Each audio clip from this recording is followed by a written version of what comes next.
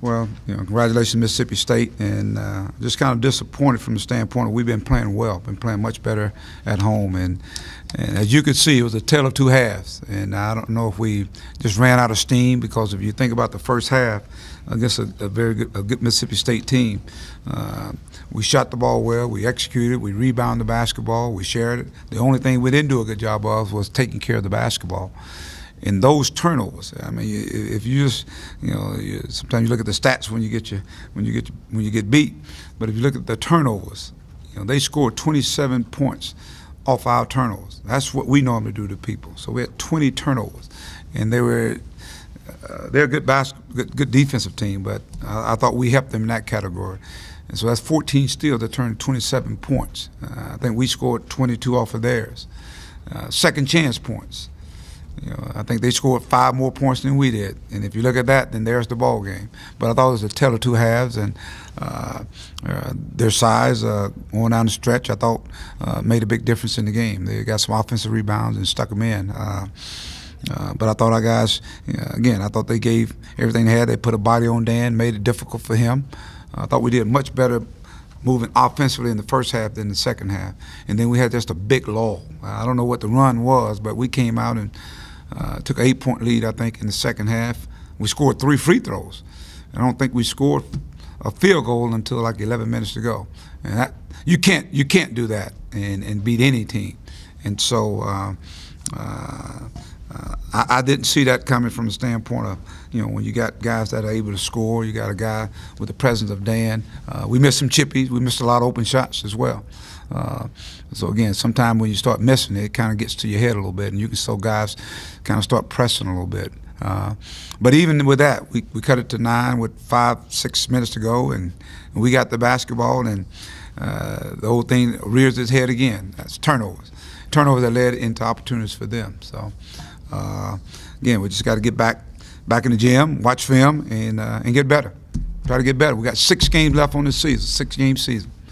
Yeah, Mike, it was actually a 23-1 run, which, like Ben Howland said, usually Arkansas is doing that to the people that come in here. I mean, and I think you guys missed 12 shots. Did you feel like you were getting good shots? Were guys maybe rushing, or what did you think about that? There were some good shots. I thought we just got pressing a little bit. I thought we started pressing a little bit, and then, of course, that hole gets a little smaller.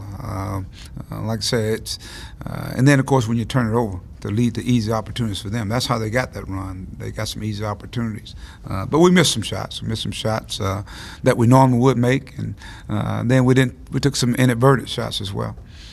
Missed layups. We missed a bunch of layups, as a matter of fact. And Daniel, he's got 1 foul, and then all of a sudden, about 40 seconds, he's got 3. You had to take him out, and you guys were up by 4. I thought that was big. By the time you come back in, you're down 9. I mean, how did that? I thought that was big. That charge that they called. I thought it was I didn't see that one there. I thought he avoided the guy, and that kind of turned it around. Because obviously Dan is a big part of what we do. I mean, he's our most experienced guy. Weatherspoon, he's been a killer for you guys. Obviously, he's real good. He averages 18 points. What did you think of his game? He's been a killer on everybody, I think, Bob. He's a good basketball player. He's a senior. I mean, you look at some of those guys, Eric, the Holdeman kid. I mean, those guys are older guys. Even when you talk about Peters, those guys are older guys. They've been through the wars, and so I just, right now, they played a little bit better than we did. I thought we came out with great energy. I thought, again, our first half, and then you look at the second half, we shoot 28% from the field. We make 1 out of 10 3-pointers, and so you can't do that against any team, whether you're at home or on the road. You mentioned they did a good job getting a body on Dan, but he looked off shooting the ball just around the rim. What do you think? He just missed some. I mean, he's human. I mean, he's been so good for us, and obviously everybody, and maybe that's wearing down on him. You get pounded. The wear and tear sometimes can have an effect. I thought sometimes we tried to go to him too much, and that's before some of those turnovers took place. But I think he's given us everything he's got. Down on the road here lately, what are y'all looking for in terms of recruits for next year? We got to get older. I think we got to get older, and older I mean in size and guys that can make plays. I think that's the biggest key. You got to be able to put the ball in the hole, but you also got to have some. You got to have some age. I think that's the biggest key right there. It's I made this statement. This is not the year to be young in the SEC, and obviously inexperienced, but we're learning. And like I said, I can say from a month ago to where they are right, a lot better.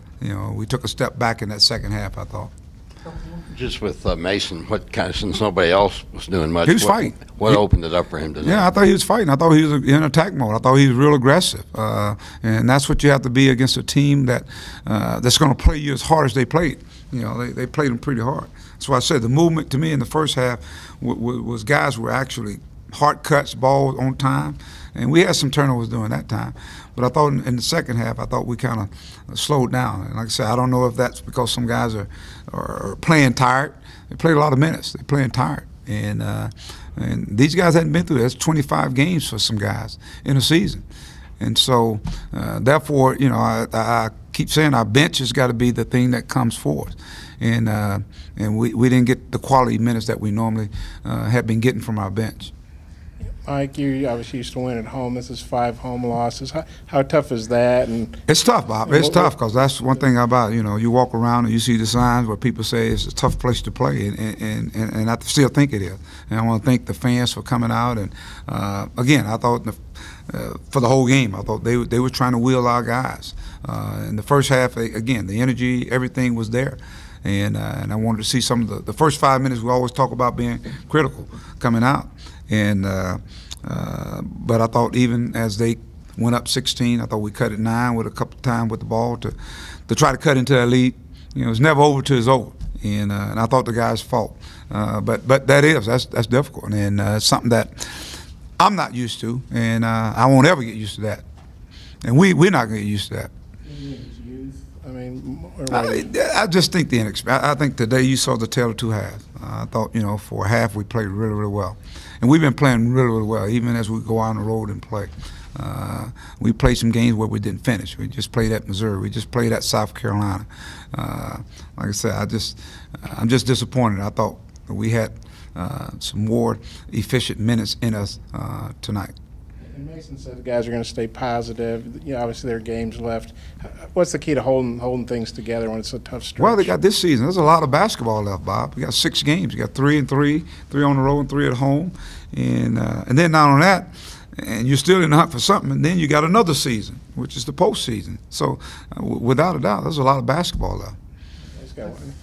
Carter, they didn't. Nick Weatherspoon, I guess, was suspended. Oh, sorry, and Carter had 18 points. What'd you think of how he stepped up for him?